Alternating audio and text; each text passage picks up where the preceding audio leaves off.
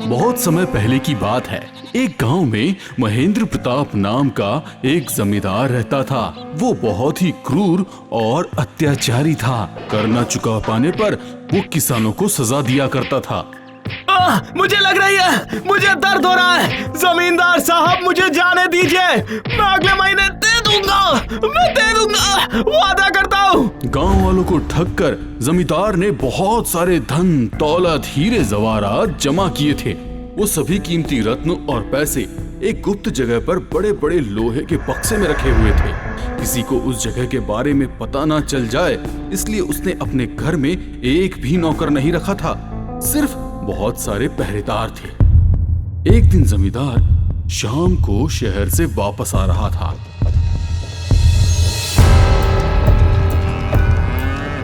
रास्ते के बीच में भूतवन नाम का एक जंगल था। रात के समय उस जंगल में भूत घुमा करते थे और दिन के समय डकैतों का डर था। इसीलिए जमींदार चालक को लगातार बोल रहा था, सुनो, जल्दी जल्दी चलाओ, जल्दी जल्दी चलाओ। जी मालिक। रात होने से पहले हमें इस जगह से निकल जाना होगा। हट हट हट हट हट हट हट, चल चल चल चल चल चल चल चल चल चल। लेकिन बीच रास्ते में ही शाम हो जाती है। उस जंगल के पास आते ही बैलगाड़ी खुद ब खुद रुक जाती है।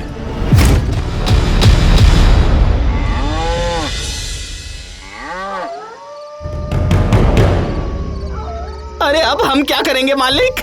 और क्या करेंगे? अगर रात के समय इस जंगल में हम चले गए तो हम दोनों मर जाएंगे। यहीं पर बैलगाड़ी को रोक दो और देखो जरा यहाँ आसपास में खाने के लिए कुछ मिलता है कि नहीं। जमींदार को वहीं पर छोड़कर चालक खाने की खोज में निकल जाता है। चारों तरफ घोर अंधेरा था। सूखे हुए बड़े बड़े पेड़ थे। झिंगुर की आवाज और लालटेन की धीमी रोशनी में जमींदार पैसों की थैली लेकर बैलगाड़ी में डरकर चुपचाप बैठा हुआ था। तभी अचानक से जंगल में कुछ हलचल होने लगती है। बैल डरकर चुपचाप अपना सिर जमीन से लगाकर नीचे बैठ जाते हैं। तभी पेड़ों के ऊपर से भूतों का एक दल नीचे उतर आता है और फिर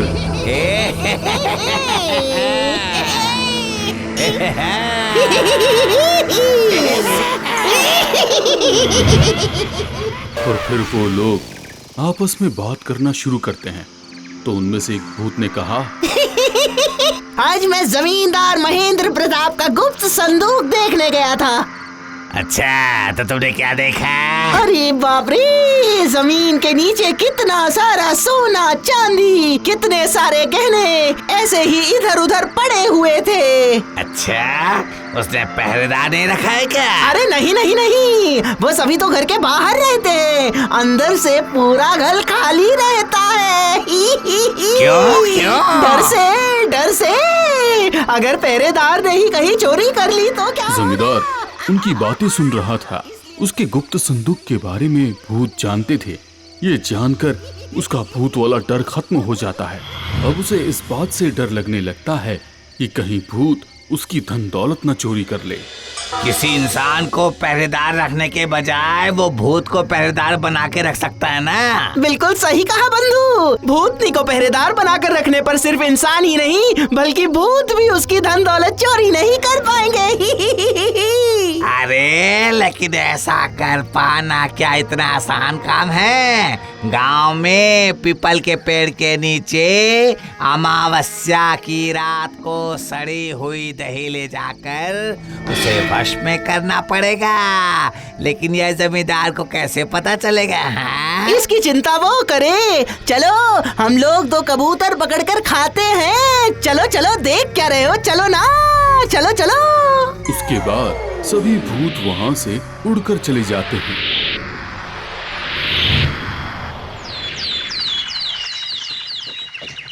अगले दिन सुबह के समय जमींदार अपने गांव वापस आ जाता है।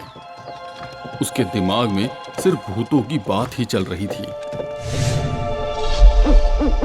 2 दिनों के बाद अमावस की रात को महेंद्र प्रताप पीपल के पेड़ के नीचे जाता है भूतनी को ढूंढने के लिए। काली रात थी, चारों तरफ सन्नाटा।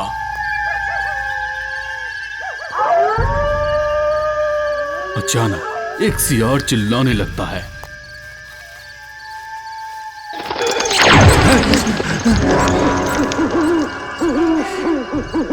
पेड़ के ऊपर से एक उल्लू चिल्लाने लगता है। जमींदार के सामने धूल भरी आंधी उठ जाती है।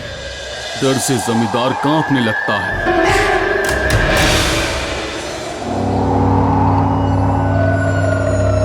तभी उसके सामने एक भूतनी आती है।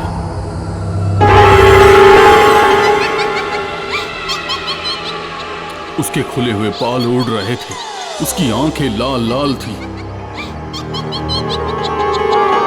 तुम मेरे पास क्या मरने के लिए आए हो?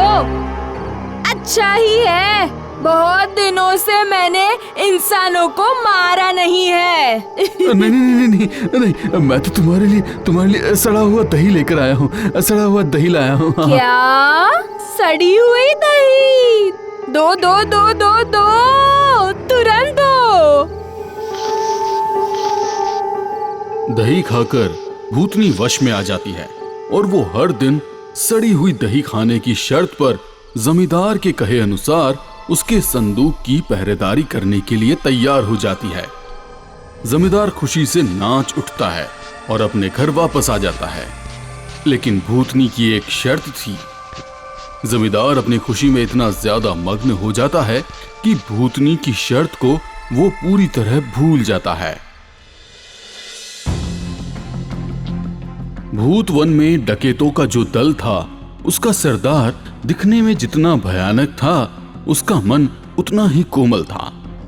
वो और उसके दल के साथी जिस जिस चीज की भी डकैती करके आते थे, उनमें से थोड़ा सा सामान अपने पास रखकर वो बाकी का सामान गरीबों को दिया करते थे। जमींदार महेंद्र प्रताप की अत्याचार की बात सुनकर उसने तय किया कि वो लोग जमींदार की सारी संपत्ति छीनकर गरीबों को दे देंगे।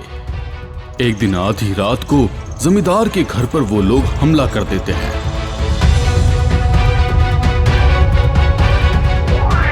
जाओ और जाकर जमींदार को पकड़ कर लाओ। सरदार जमींदार भाग गया है। चलो अच्छा ही हुआ, हम लोगों को अब कोई भी नहीं रोक पाएगा। खोज निकालो पूरा का पूरा खजाना।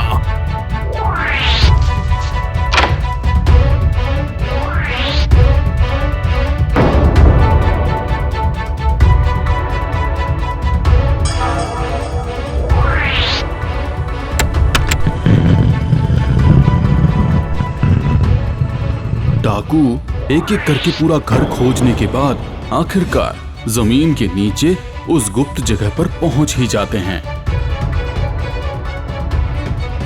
वो लोग वहां पर बड़े बड़े संदूक देखकर चौंक जाते हैं, लेकिन एक संदूक का ढक्कन खोलते ही उसके अंदर से एक भयानक भूतनी निकल आती है।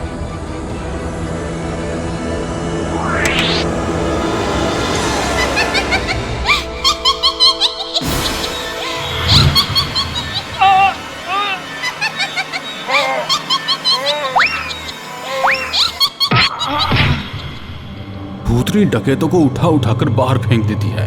जमींदार खुश हो जाता है क्योंकि उसकी धन दौलत बच गई थी। वो समझ चुका था कि अब कोई भी उसके धन दौलत को चोरी नहीं कर पाएगा। दूसरी तरफ वो डाकुओं का सरदार समझ चुका था कि अगर उस भूतनी को वहां से भगाया नहीं गया तो कभी भी गरीबों को उस लालची जमींदार के अत्याचार से बचाया नहीं जा सकेगा। लेकिन जमींदार को पहरेदार भूतनी कैसे मिल गई? तभी उसके दिमाग में विचार आया कि इस बात का जवाब सिर्फ भूत लोग ही दे सकते हैं। उसके बाद वो उसी रात को भूत वन में पहुंच जाता है। इंसान आया है, इंसान मैं चबा चबा कर खाऊंगा, पेट भर के खाऊंगा, मरोड़ो, इसकी गर्दन मरोड़ो, इसे खा जाओ। मार दो तुम इसे। तो बहुत साहसी हो। तुम यहाँ क्या करने आए हो भाई? जमींदार के अत्याचार की वजह से सभी गांव वाले मरने की कगार पर आ पहुँचे हैं और जमींदार के घर पर संदूक की पहरेदारी पर जो भूतनी है, मुझे उसे भगाने का उपाय बताइए। लेकिन हम लोग तुम्हारी मदद आखिर क्यों करें हैं? मैं अगर गांव वालों को आजाद करवा लूंगा तो उसके बाद आप लोग जो भी कहेंगे मैं वही करूंगा। डकैत की बात सुनकर सारे भूत समझ गए कि जमींदार ने उनकी ही बातें सुनकर भूतनी को वश में कर लिया है। इसलिए सारे भूतों ने उसे भूतनी को वहां से भगाने का उपाय उसे बता दिया। भूतों के कहे अनुसार डकैत इस बात का ध्यान रखना शुरू कर देता है कि जमींदार हर दिन कहां से सड़ी हुई दही लेकर आता है। उसके बाद एक दिन डकैतों का सरदार मौका मिलते ही सड़ी हुई दही के जगह पर अच्छी दही रख देता है। जमींदार रात के समय जब वो दही भूतनी को देता है, तुम्हारी इतनी हिम्मत कि मेरी शर्त को ना मानकर तुम मुझे खाने के लिए दूसरी चीज दे रहे हो। हर रोज मैं जो लेकर आता हूँ ना, आज भी मैं वही लेकर आया हूँ। झूठ! मैं सब समझ गई हूँ। मेरी शर्त थी कि जिस दिन मुझे सड़ी हुई दही नहीं मिलेगी उस दिन मैं तुम्हारी जान ले लूंगी। नहीं नहीं नहीं नहीं नहीं नहीं नहीं, नहीं, मुझे छोड़ दो मुझे।